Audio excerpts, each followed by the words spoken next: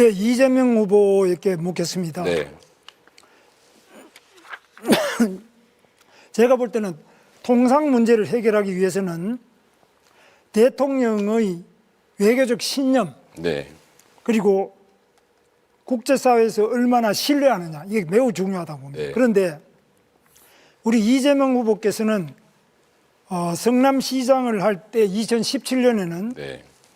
미군 철수를 각오하고라도 경제 파탄을 불러오는 사드 배치를 철회해야 된다 그러시고, 또 그 다음에 2023년 당대표 시절에는 싱하이밍 주한 중국 대사와 한미 외교 정책에 대해 이재명 대표가 그 자리에 싱하이밍 대사가 그 잘못된 판단이다, 나중에 반드시 후회할 것이다는 이런 협박성 발언을 했는데도 그 자리에서 반대를 못하고 반박을 못하고 그냥 물러섰어요.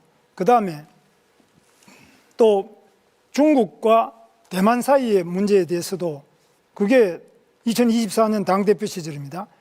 우리랑 무슨 상관이냐, 중국에도 쎄쎄 하면 된다, 이런 식으로 이야기가, 이게 굉장히 말이 많은데, 사실 우리나라는 한미동맹이 매우 중요하지 않습니까? 네. 한미동맹이 기본축이 돼야 된다고 보는데, 이 부분에서 이재명 후보가 지금 하고 있는 발언, 그동안 해왔던 발언을 보면은 미국으로서는 상당히 끔찍할 정도입니다. 물론 권영국 후보께서는 오늘 이 자리에서도 계속 트럼프와 싸워야 된다 이렇게 하시는데, 뭐 싸워서 과연 무엇을 하자는 건지 모르지만은 이재명 후보님 생각은 사실 트럼프 대통령에 대해서 어떻게 생각하시는지, 과거 발언과 대비해서 걱정이 많은데 어떻게 네. 생각하십니까?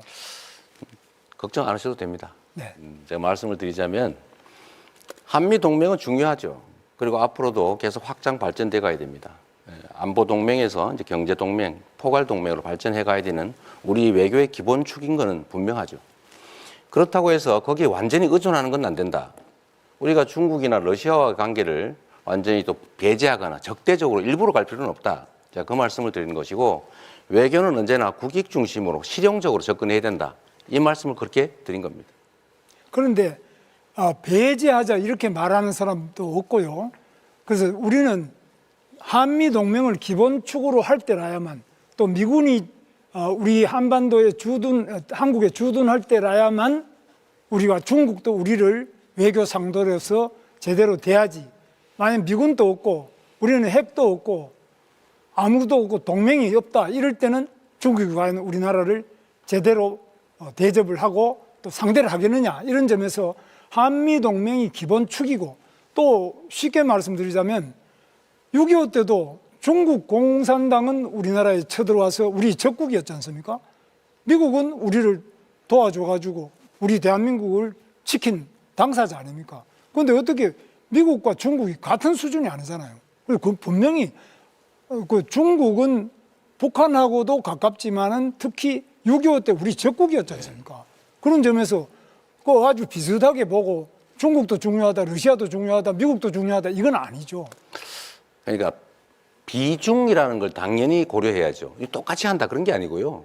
왜 그렇게 받아들이는지 이해가 안 되는데, 한미 동맹이라고 하는 것은 대한민국 외교 안보의 기본축이다. 네.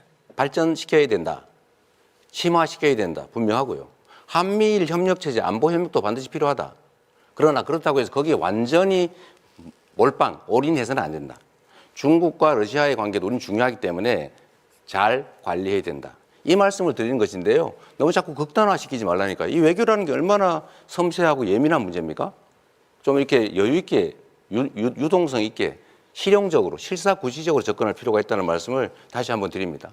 자, 그러면 이재명 후보께서는 북한의 핵에 대해서는 네.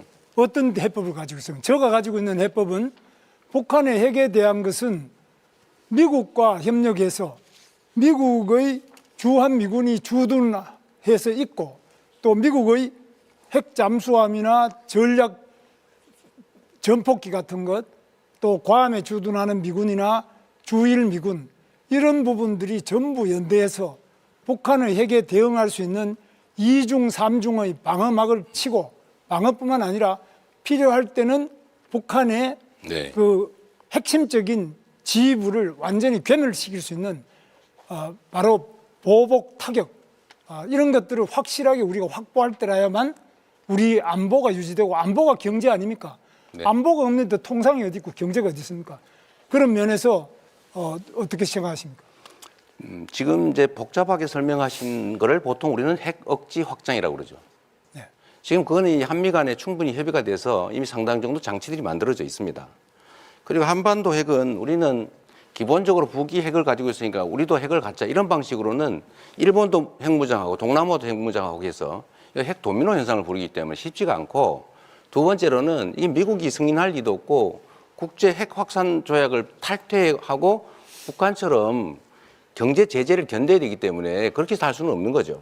그러니까 가능한 범위 내에서 재래식 군사력을 최대한 확장을 하고 미국의 핵 확장 억지력을 최대한 우리가 함께 공유하고 그런 방식으로 지금까지 왔고 앞으로도 그렇게 가면서 한반도의 핵을 비핵화하는 방향으로 우리가 목표를 정하고 가야죠.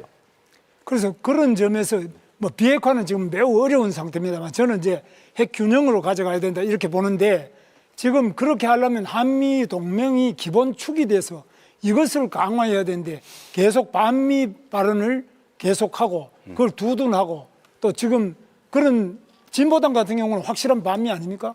우리 여기 뭐 권영국 후보께서도 네.